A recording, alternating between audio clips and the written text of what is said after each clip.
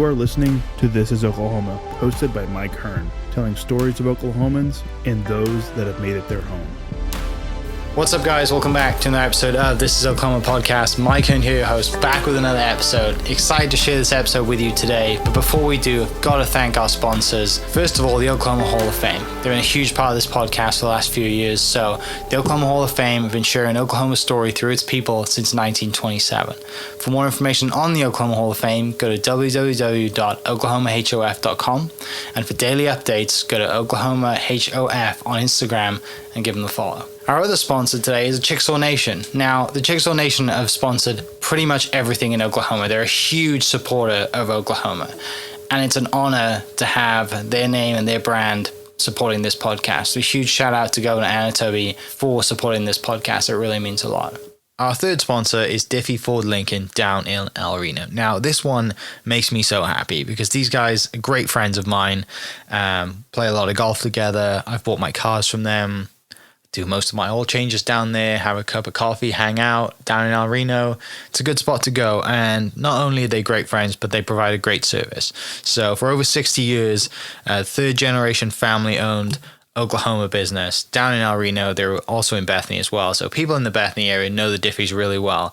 But if you're looking for anything new, used, Ford, Lincoln, or whatever, I'm sure they could find anything you want. Check them out, diffieford.net, and then on Instagram at diffiefordlincoln. This episode is presented by the Choctaw Nation. The Choctaw people have a rich history and a bright future. At the Choctaw Cultural Center, you can take part in a story 14,000 years in the making. Stroll through our immersive exhibits portraying Choctaw life from the moment our ancestors emerged from the Nani Weha in Mississippian homelands to the Trail of Tears, where we lost so many loved ones, and finally to the modern-day tribe making a positive impact on local communities throughout southeastern Oklahoma. Try your hand at our social dancing and stickball and learn more about our vibrant culture through demonstrations, workshops, and classes. The kids will have a blast in our Luxie Activity Center. The Choctaw Cultural Center is more than a museum. It's a living, breathing experience. Visit choctawculturalcenter.com to plan your visit. This episode is brought to you by Hope is Alive. Hope is Alive exists to radically change the lives of drug addicts, alcoholics, and those who love them. Join us on August 11th at the National Cowboy and Western Heritage Museum for a celebration of hope featuring guest speaker Tim Tebow and musical artist Ben Fuller. Find out more and get your tickets at HIA10.com. What's up, guys? Welcome back to another episode of This is Oklahoma. Mike Hearn here, host, back with another episode down in Durant, Oklahoma today. Again, I love coming down here. It's actually a really nice scenic drive coming down here. A lot of people probably drive from Oklahoma City and think it's 2.5 hours. Why am I going down there? Well, you might enjoy it. You should come down more. Right across the street from the casino, obviously. Great restaurants. Come down, see a show. I think New Kids on the Block are playing soon, maybe? Anyway, saw a giant poster, had a coffee before I came over for my interview today with Mr. Scott Wesley, who is the Senior Director of the Choctaw Cultural Center. Scott, thanks so much for welcoming me down today. Excited to do a couple of podcasts down here today and see what you guys have going on. Obviously, you've got a busy summer. You've had a busy summer. We're right in the middle of it. You have the anniversary coming up. We've just been talking a little bit pre-podcast about the studio you guys are building and how you kind of capture elder stories and how people come in and tell their stories and how valuable that is. People who listen to this podcast will understand just the value of people telling their stories and how this platform is such an easy platform for people to come in, be comfortable, and just, share their life story. And they might not think it's valuable, but the people listening in 10, 20, 30, 50, however many years' time, get a lot of value out of it. So excited to hear what you're doing down here. But before we do, kind of plan of the podcast is talk a little bit about you. So what's your origin story? Sure. Well, first, Toledo, welcome to the Cultural Center. We are very proud of this facility and all that it stands for. We're looking at the idea of establishing our vision of creating an immersive experience where we just try and focus on all the different senses that people can experience. And so some of those also deal with audio, such as this podcast, looking at the idea of getting to hear some of those stories from the past. And so that's where we were actually talking about the different elder stories. We're working on creating a sound studio here at the facility so that we can continue our efforts and record more elder stories or Choctaw stories so that we can preserve those into the future. One of my passions that is actually carried over from one of my previous positions over over at the Choctaw Foundation. But a little bit about me is one of those things where I have to actually go back a couple generations. My grandfather was a full-blood Choctaw who went to a boarding school by the name of Shalako. As he was growing up, he was a native speaker, and all of that was kind of changed for him while he was at Shalako. Spoke English after he left there, ended up leaving Oklahoma, going over to California. That's actually where my dad was born. And eventually, after he really became close to his faith, he wanted to become a minister. I moved back here to Oklahoma and raised his kids in the church. But, I mean, no real education for him. Whenever he raised up his children, it wasn't a focus on Native traditions, anything like that. In fact, his thoughts were, I'm not going to raise my kids to be Choctaw, nor would he pass on those traditions, because in his mind at that time, it wasn't worth subjecting his kids to that. And so my dad was raised basically not knowing much of his Choctaw heritage, if anything. And so in turn, that means that whenever we were raised, we knew almost even less. Being a quarter blood Choctaw, it's one of those that, you know, there's always that connection that's there. You know that you're Choctaw, especially here in Oklahoma, but whenever you don't know the traditions, you don't know the traditions. And so growing up, you know, we were exposed to different aspects of it, especially here in Durant with the headquarters being just right around the corner. But as we went through K through 12, we had some experiences with the Choctaw Nation, not just a ton, but it was whenever I got into college that I started getting to experience it a little bit more. To give a full image of my life, whenever I first went to college, I was planning on becoming a history teacher, excited about going into Southeastern Oklahoma State University. But I'll admit, whenever I first got there, I got to a point where it wasn't quite as exciting as I thought it would be. And I ended up kind of getting down about the idea of going to school and eventually just stopped going.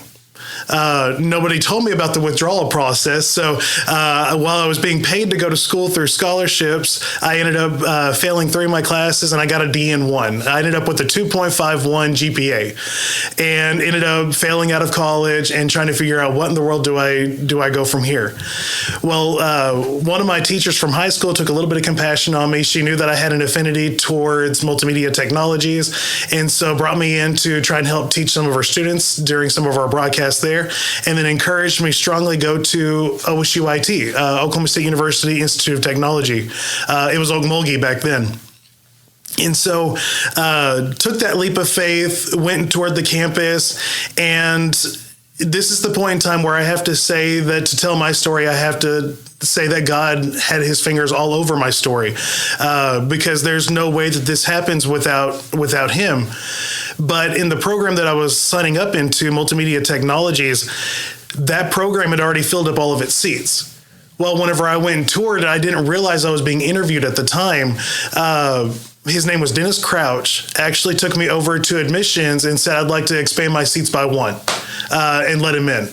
I had no idea whenever I was touring that I was going to be signing up for school that day, but I put down a down payment and got ready to go to school with a 2.51 GPA. And so I went from having to be basically paid to go to school to having to pay for school. And it changes my respect level. So for 2 semesters, I paid basically through loans, those different pieces.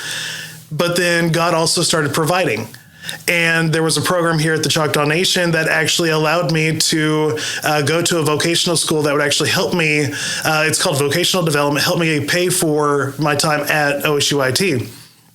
And that was the point in time where my perception towards the Choctaw Nation really started changing versus it just being, what can they give me, to how they almost saved me. And so it was a blessing at that point in time to kind of continue on throughout my journey. And in multimedia technologies, we ended up getting exposed to video, web design, traditional designs, graphic design, and even 3D designs was kind of being introduced there. I was blessed to have won a couple of awards in my 3D design work, and I actually got about 1 interview away from getting to intern over at Pixar through that particular area. But that wasn't God's plan. After I wasn't able to intern over in that group, he brought me back to the Choctaw Nation. I got to work with a group called Career Development, and I got to redesign a lot of their things back in the late 2000s, before 2010. And I gained a lot of networking connections, a lot of really good friends, truthfully, by the time that time was over. I graduated. I worked at a radio station shortly after that. And then one of my future bosses, her name is Stacy, was talking to my current boss right now, Seth, who they started talking and saying, it would be neat if Scott would actually apply for a job here at the Choctaw Foundation. They didn't reach out to me. It would just happen to be a coincidence. I did apply for it. And with the multimedia technologies degree, associate's degree at that, I was accepted into a position to be a scholarship specialist for the Choctaw Foundation. They were just creating the program, and nothing had ever been awarded. And so it was my job to actually create that program. And so over the span of about 11 and a half years, we went from that first year awarding about $6,000 to the current year awarding very close to about $500,000 a year. And so that's something that is just of great pride to me, because you got to see other people be blessed just like I was. One piece that I would note as I was going through that entire process is whenever you're in a group like the Choctaw Foundation, you're dealing with incredibly intelligent people getting scholarships, getting to work with the Choctaw Nation in those different connections, your perspective starts to change. In one of those ways, my perspective changed whenever it came to education. And so in that particular avenue of my life, as I started listening to all of these different scholarship applications, it made me excited about the idea of going back to school. After having failed out getting an associate's degree, I was thinking I would never go back to school. This is the peak of my education. But eventually it encouraged me enough to go back to Southeastern and kind of conquered that demon in my past to where I got a bachelor's degree. In the meantime, on the cultural side, I was getting to work with the Choctaw Nation. There's a dance DVD that's out there. It's in a blue case, but got to record several different traditional Choctaw dances. That in itself, I never realized how much of an opportunity that would become in my life. But I remember going to a dance practice shortly after that because, you get exposed to it. You want to, experience it for yourself. Well, I remember the chanter at that point in time was trying to remember how one of the dances went. Well, after you edit these things, anybody that works in editing knows that you hear things over and over and over. They started like, how does this dance go? I think it was the raccoon dance. And they're like, well, how does that one go? And I'm in the background going, showy da da dee showy da da dee And all of a sudden they're like, wait, you know the chants? I was like, at least the 5 or 6 that I recorded. And so my tenure as a dancer lived for about a month, if that, and then I became a chanter shortly after that, getting to help out the current chanter. And so I get to help fill in during that time. Well, in the meantime, there's also different aspects that we like to present from a cultural side. And one of those is the Lord's Prayer. Well, I'd always been encouraged, you should learn the Lord's Prayer in Choctaw. You should learn the Lord's Prayer in Choctaw. Well, I started learning it in the background. I didn't tell anybody that I was actually trying to or wanting to. And then there was one Labor Day. Seth and I happened to be in the Bertram Bob Chapel up at Tuskahoma. It was one of the very first years that it was going to be used, and we were putting in hymnals that were going to be donated from the Choctaw Foundation, and it just felt like the right moment. I was like, I haven't sang this in front of anybody, but inside of this church with the way that it sounds, I want to sing this. So I actually sang the Lord's Prayer for the very first time in Choctaw in front of somebody else. Little did I know that the very next day that Mandy Lawson, and I will use her name absolutely because she's the one that did this to me. But Mandy looked at me standing up on the stage and said, you're up. I was like, what are you talking about? She's like, well, you're going to sing the Lord's Prayer. This is the day. And I remember just looking completely flabbergasted. It's one of those moments that I didn't realize how much it would change my life, but it did dramatically. And for those that remember the State of the Nation back whenever we had it at Tuskahoma, it was just a full auditorium of people, not to mention those that were sitting on the hills, and so many individuals. and I had to sing a song in Choctaw that I literally had the enunciations written down on a piece of paper, and I actually don't remember the experience.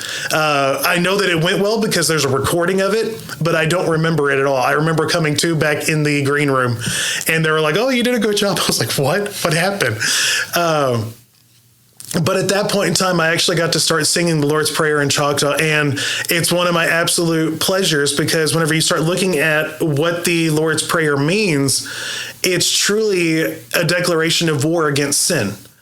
And it's that argument that we get to have, well, getting closer to that religious aspect of my life, that's whenever the next aspect of my education started calling. I initially started out for my master's going to the University of Oklahoma in leadership. I went there for one semester, took 2 classes, and it wasn't the right fit. I got 2 A's in the class. It wasn't that the education was too difficult. It just didn't feel right. And so I ended up not going back in the spring semester. And that spring semester is actually whenever I was called into ministry. And that particular summer is whenever I started going to Grand Canyon University, and I eventually got my degree in seminary, Christian Studies, and get to, continue on doing that today, where I get to proclaim the name of Jesus and get to love on youth kids and get to encourage them to get to know the same Jesus that I get to serve. At the same time, inside of the foundation, inside of the Choctaw Nation, we're a faith family culture. So getting to stand up there, sing the Lord's Prayer, get to sing Amazing Grace, get to present my faith along with my work was one of the greatest pleasures that I could ever think of. Just get to stand up there, not only be a representative of the Choctaw Nation, but also be someone of faith. And so that was probably around 2017, 2018 is whenever all of that kind of started going into fruition. And as we continued on, I ended up going on to a couple mission trips after that, one up into Canada, one down to Rotan, Honduras, where I got to serve, and I gained a fuller compassion towards people and getting to love on them. But there was always the idea of leadership in my mind. What do we do with the idea of leadership? How do people identify leadership? And every single person that you talk to described it differently. And to me, that felt like it had to have been unnormal. Like there should be a constant idea of what leadership is with some different thoughts of this is how I approach it. Well, as 2020 kind of came around, all of a sudden we're all sent home. What do we do with our times? Yes, we're working from home. This is great, but we've got excessive amount of time. And so at that point in time is whenever I started kind of looking around on the internet, and I came across a program at Liberty University called a Doctorate of Strategic Leadership. And started going down that path. And this last May is actually whenever I graduated with my doctorate in strategic leadership. Back in February is whenever I was encouraged to apply for this position as senior director over the Cultural Center. And so ended up receiving this position starting in March, graduated in May.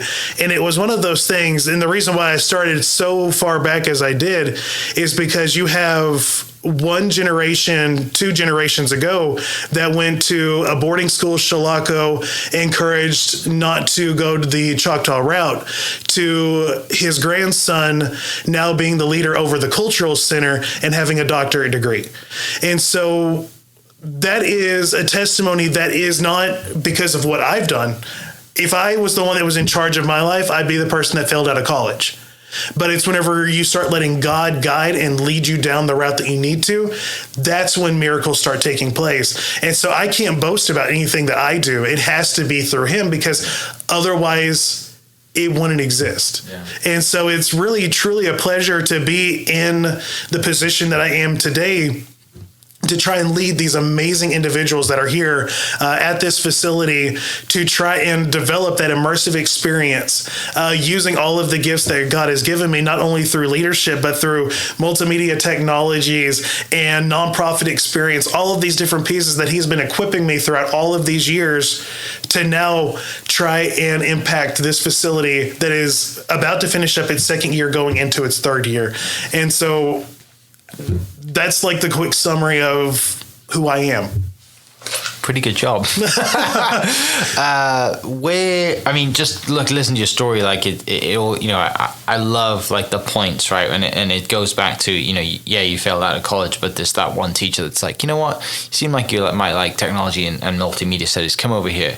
And that's just why teachers are so good. Like it's the ones that care, right? It's the ones that, yes, there's a lot of things that, they do and they don't get paid for. And there's millions of stories out there like yours, but it's means so much to you when you look back. You're like, where would I have no idea where I would have been, right? Maybe you just don't know.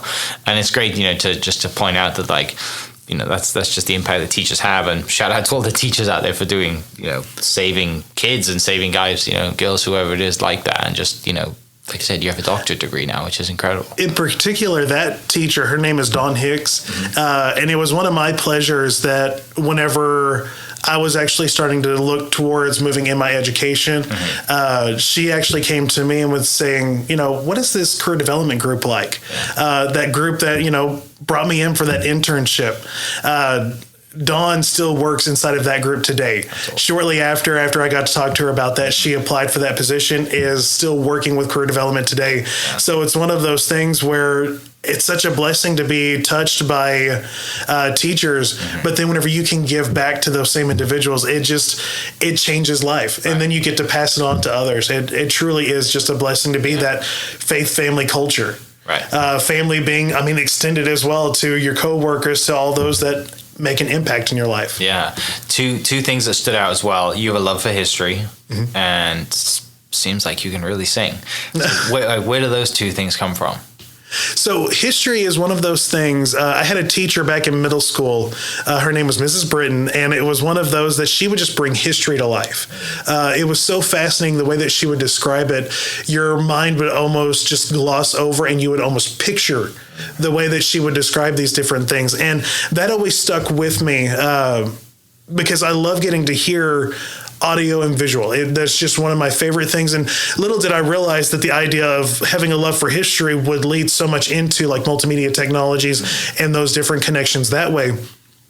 But truly, I think that those two in my life are connected, multimedia technologies and history, because while history in itself is great, I'm not teaching it, but I get to capture it. Right. And that is such an incredible opportunity to have within my position. From a singing standpoint, that very much goes back to my father. My dad and his two brothers, they all three would sing very often along with their mom and dad. They're the type that can't read a lick of music, but can play a piano completely by ear, guitar, bass, whatever it might be. Give them about 5 seconds and they just start playing a song because that's just what they grew up doing. Yeah. And so that while I have nowhere close to the talent that he does, that's where my love for it came from. Yeah, I wish I could do that. I can't read music either, but I also can't pick up an instrument. And it's, it's one of the things I'm sure I'll regret it if I don't figure it out at some point, pick up a guitar, pick up a set of drums or whatever. But I think instruments and song, it's such a cool thing to have, right? It's such a, it's skill that you have to master. But at the same time, it's, you can go play a sheet of music and practice that and perfect it, but at the same time, the uniqueness and the just freeing sense of, I'm going to just riff for a little bit, right? I'm just going to sing a little bit and just however I hear it, that's how I'm going to sing it. And, that kind of leads into, like I said, you doing Choctaw Lord's Prayer and just that moment. And I'm a golfer, right? So I came here to play golf in college, and I've had one moment where you're just like, I know that happened. I can't remember a thing that I can't remember in the moment, but you just have that tingling sense of feeling. You're like, I know that went really well, but I'm trying to remember it. I'm trying to go through the motions, right? And you're like, because it's such an out of body experience, and it's hard experience to try and tell people. Like, what do you mean you don't remember it? Like, you're there. It's on video. You know what I mean? But it's so cool to have those moments, and especially to have those moments in front of a lot of people as well. So yeah, that's super special. So third year anniversary is coming up, right? 2-year anniversary is coming up. Yes. About to go into the third year of the Cultural Center. Tell me a little bit about this place. It's a beautiful building. It's, it's very easy to get to. The driveway is really nice. Yes. You know, it's a cool spot, and just me walking in the door, you know, I can see. I'm like, this is a really nice spot. I'm excited to take a look around later. But tell me a little bit about this place for people listening that, you know, might be driving through, might be coming to stay at the casino or go to a show or just driving through Durant. Like, why, you know, tell me about this place and then obviously why they should stop and come in here. The Cultural Center, that's such a huge question because there's so many aspects to it. I mean, truthfully, whenever people think about the Cultural Center, the first thing they're going to think about is the permanent exhibit. That's going to be the one where they walk through and the exhibit doesn't change. It just tells about our life history going all the way from the mounds to Oklahoma. And so that is, if you're guided, probably close to an hour and a half long tour to be able to go through, get to see all the different videos that are there. There are live casts from different tribal members that work for the tribe today that are going to be basically kept in there for all time. You've got the voices of our tribal members that are going to be ringing throughout those halls for all time. It lists different incidences that take place throughout our history, whether that be the treaties that took place. We look at them from a very academic standpoint. Yes, there have to be emotions that are connected to it because the Trail of Tears would then be connected to it.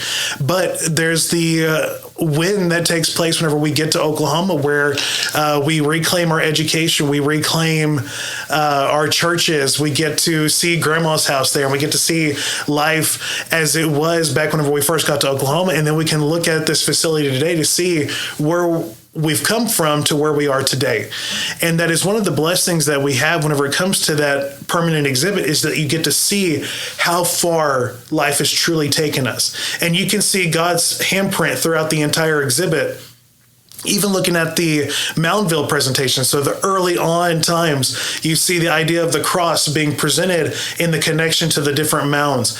God has had his hand throughout all of history on our tribe, and that is very apparent whenever you look at some of these different items in the permanent exhibit. Coming up here before too long, and it's one of those things that every single year we have a changing exhibit that will update every single year. This particular year, so going from our anniversary all the way to March 31st of next year, Bokabaya, which is going to be a temporary exhibit that features basket weaving and river cane. And so that will actually open up here for the anniversary within the next couple of days, and will feature tons of artwork from those that are in the reservation, even some that are outside of the reservation, all the way up to Washington, those elders that are willing to loan their baskets to us or even give them to the facility for our permanent collection. So that will be hosting here before too long. Our curved hallway exhibit, we try to spotlight an artist from the reservation at least once or twice a year. Right now, it's Carol Ayers that's in the hallway. I've heard that there's a couple of names that are being floated around for the one that'll be coming up after hers gets finished. But it gets to display all of their artwork and all the hard work that they do to expand our culture and contribute. Next month, we will be hosting the Labor Day art show. And so all of those that are wanting to enter art pieces for competitive reasons will be hosted over there at Pre-Function next to Coachito Theater. We'll be able to host those different artists to announce who won first, second, and third place. Those are different things that are going on just from an exhibit standpoint, but then you've also got the theater that will host different events throughout the year. Last month, we were able to host the District 9 Princess Pageant. And so we try to host all of those different cultural pieces, along with just trying to encourage that Choctaw journey that people have, because while we have our historical aspect, we are still creating history today. And so how do we get to contribute to the lives today? Other aspects that are here, you would have the Hushy gift store that has all different types of medallions or things that are created by our Choctaw artist. You've also got Chompali, which means delicious in Choctaw, and it very much earns its name. We like to say it's the best restaurant probably within 50 miles of Durant.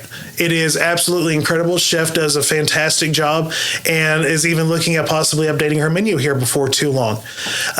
We have our living village on the back side of the facility so that we can host different activities, especially in the spring and the fall, whether that be a traditional garden, if it's demonstration for stickball, wall. We've got our mountain that's back there. We've got a dancing circle so that people can participate.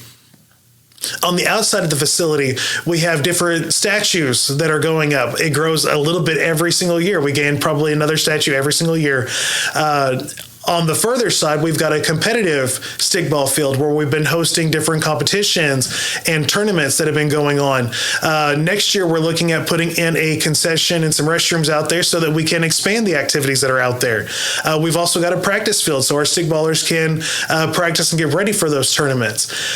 We've got a incredible prairie remnant that is outside of our facility.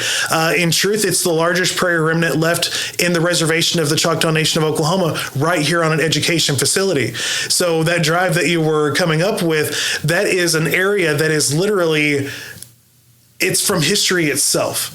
And it would take years, hundreds of years to recreate it if something ever happened to it. And so this facility in itself has so much potential and so much growth. Yes, in the first 2 years, we've gotten to accomplish a whole lot, but I would really recommend coming back over the next 5 because it's about to expand greatly in all of our efforts through arts, public programming, membership and development, through education, through our collections group, through the restaurant and through the gift store. All of those different things offer opportunities for guests to have a different experience every single time that they come here. And it's just exciting to have those patrons come in every single time and be excited, leave with a smile on their face and with a little bit more wisdom about the Choctaw people every single time they leave. That's our goal every single time. Well, and there's so much to do here that you could spend the entire day here and still probably not get through everything, right? Like you said, there's a 1.5 hour immersive experience. You know, there's so many things to do. There's great food here, which I am going to have lunch today. I hope it's open. And, you know, the gift store and everything else. And I know, obviously, we touched on it a little earlier, is from your multimedia background and just storytelling as well, and capturing those stories and the love of history. You know, having, and I know you're almost done with the studio, is just having a place that people can come in and tell their stories as well. And I think that's one thing that not everybody does, you know, and I've heard this so many times is, you know, go to a nursing home, go to speak to your grandparents, like ask them questions. And I don't think we do that enough. And then we kind of regret not doing it when they pass, right?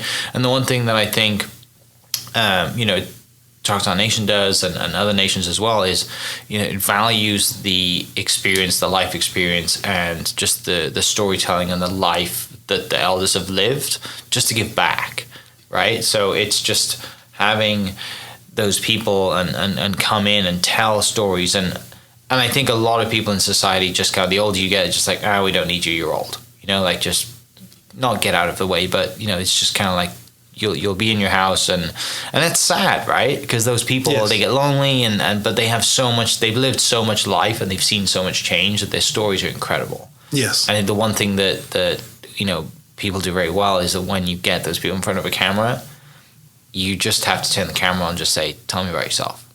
And then you just sit back and like, wow, right? Because they've seen everything. You always learn something.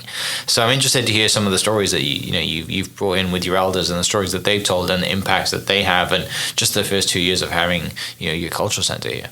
Absolutely. We've actually got an elder scheduled for tomorrow. She is about 95. Yeah. So you're talking about somebody that grew up their first 10 years of life during the Great Depression. Mm-hmm. Those are wealth of knowledge that, truthfully, we have no idea about except for through them. And getting to hear those different perspectives. There are so many different stories that I've gotten to hear throughout the years, which is truly a blessing for me. Some of them that stand out, one was a preacher for her church over in the reservation, and she actually told us about performing an exorcism one time. Fascinating whenever she got to describe that. It also happened to be a stormy day, and the door flung open right whenever she was describing it, so that will always be impactful for me. One was a World War II veteran. While he wasn't at Normandy Beach whenever the invasion was taking place, he actually was there 3 days later. And logistically, it's not like they had time to clean up Normandy Beach within 3 days.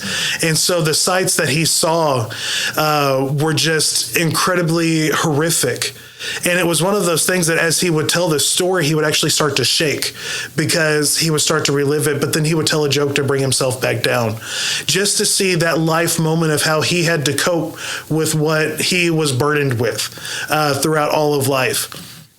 I think about those types of stories. I think about some that would talk about their parents and how they would grow vegetables and create their own Three Sisters gardens. I think about those stories that happened over at Wheelock. One of the very first projects that we did almost 10 years ago recording was dealing with Wheelock alumni. And so they would actually tell about their stories at that boarding school and how that was impactful for them. I remember one of them talking about having two different shoes on whenever they were basically picked up and taken to Wheelock. And so they just had two different shoes on. That was just a memory they had. I mean, it's fascinating getting to hear all of these little stories. In fact, our tribal chaplain right now, Olin Williams, he will talk about whenever he was growing up, how much he related to Martin Luther King Jr., because, I mean, here he is talking about their plight, but at the same time, they're feeling very much similar feelings whenever it comes to this. And so we have probably close to 85 stories captured at this point in time. We're hoping that number is going to just explode whenever we have our facility here and try and connect. But it's not just elders. We tend to say elder story recording, but it's Choctaw stories too. In fact, I would love to record some younger Choctaws that are maybe in their 20s or their 30s. And then the next generation that takes over for us, record those same individuals whenever they're in their 60s and their 70s to see how life has changed for them. That would be my goal, is just to constantly have that oral history that Choctaw Nation has always done from the beginning of our history, to pass it down and connect it. But for future generations, instead of it being something that is passed down, they're getting to hear it from the people that experienced it. That's the goal that we have. And whenever we first started out the storytelling, it was just an audio-based project. It's actually video at this point in time because we love getting to see the emotions and the connections that people have to these stories. I remember one, whenever she was singing about one of her hymns, and the hymn itself is translated to "Give me Christ, else I'll die." And it's one of those that is a very strong, beautiful hymn that the Choctaw Nation has. At the same time, you could feel the emotion that she was connected to it because that was her roots. That's how it was passed on to her. And her tears just flowed as she sang out this song because it connected her to her ancestors, those that gave so much to let us have what we have today.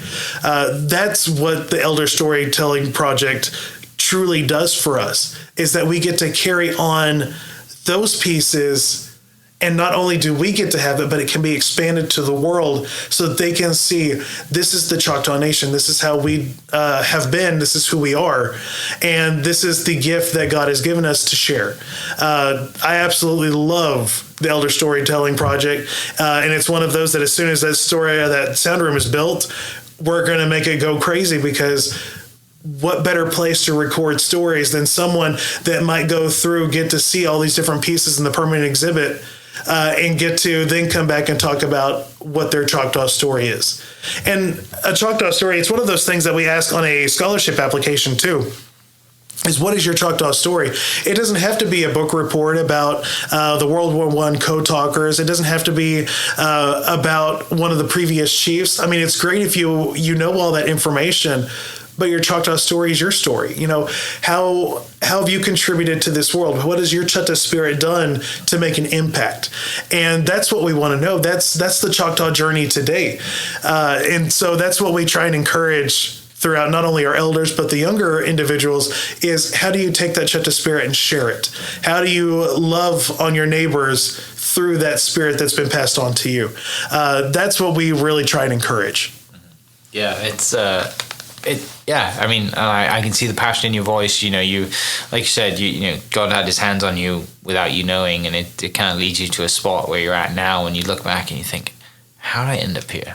Right? Like, you never would have dreamed that you'd be, you know, even if it's not a dream, you just never would have thought. If I'd have said to you, hey, you're going to be executive director of the, you know, Choctaw Cultural Center, you'd be like, why would I do that? Right? You know, back in the day, and now you look where you are, and it's, you know, you have a master's, a doctorate, and you love what you do every day. Absolutely. Which is, you know, such a win. Like, yes. In the grand scheme of things, like looking at it and the impact that you can have. And yeah, fantastic. Thanks so much for having me. I really appreciate it. Thanks for hosting us down here. And I'm excited to take a look around. Absolutely. Have some fun. I mean, it's going to be wonderful. And please try out the delicious food. It's amazing. I need to do that. For people listening, the link is in the description for the Choctaw Cultural Center, and go check them out on social media as well. Great content coming out and storytelling. So that's where it's at. But people listening, we'll catch you next episode. Cheers. Hope you guys enjoyed that great episode. Thank you so much for listening. As always, huge shout out to our sponsors, the Oklahoma Hall of Fame, sharing Oklahoma story through its people since 1927. For more information on the Oklahoma Hall of Fame, go to www.oklahomahof.com and follow them on Instagram for daily updates at oklahomahof. Our other sponsor, the Chickasaw Nation, amazing sponsor. They do amazing things for the state, and they're always sponsoring something in Oklahoma. They're a huge supporter of Oklahoma, and without their support, we wouldn't be able to do what we do. And our third sponsor is Diffie Ford Lincoln down in El Reno. Now, this one makes me so happy because these guys are great friends of mine, play a lot of golf together. I've bought my cars from them, do most of my oil changes down there, have a cup of coffee, hang out down in El Reno. It's a good spot to go. And not only are they great friends, but they provide a great service. So for over 60 years, third generation family owned Oklahoma business down in El Reno. They're also in Bethany as well. So people in the Bethany area know the Diffies really well. But if you're looking for anything new, used, Ford, Lincoln, or whatever, I'm sure they could find anything you want. Check them out, diffieford.net, and then on Instagram at diffiefordlincoln. This episode is presented by the Choctaw Nation. The Choctaw people have a rich history and a bright future. At the Choctaw Cultural Center, you can take part in a story 14,000 years in the making. Stroll through our immersive exhibits portraying Choctaw life from the moment our ancestors emerged from the Nani Weha in Mississippian homelands to the Trail of Tears, where we lost so many loved ones, and finally to the modern-day tribe making a positive impact on local communities throughout southeastern Oklahoma. Try your hand at our social dancing and stickball and learn more about our vibrant culture through demonstrations, workshops, and classes. The kids will have a blast in our Luxie Activity Center. The Choctaw Cultural Center is more than a museum. It's a living, breathing experience. Visit ChoctawCulturalCenter.com to plan your visit. This episode is brought to you by Hope is Alive. Hope is Alive exists to radically change the lives of drug addicts, alcoholics, and those who love them. Join us on August 11th at the National Cowboy and Western Heritage Museum for a celebration of hope featuring guest speaker Tim Tebow and musical artist Ben Fuller. Find out more and get your tickets at HIA10.com. Thank you for listening. We are inspired by those around us and hope that you are too. Make sure you subscribe to this podcast on your favorite podcast platform and leave us a review so we can keep telling your stories. For more great Oklahoma content, follow This Is Oklahoma on Facebook and Instagram.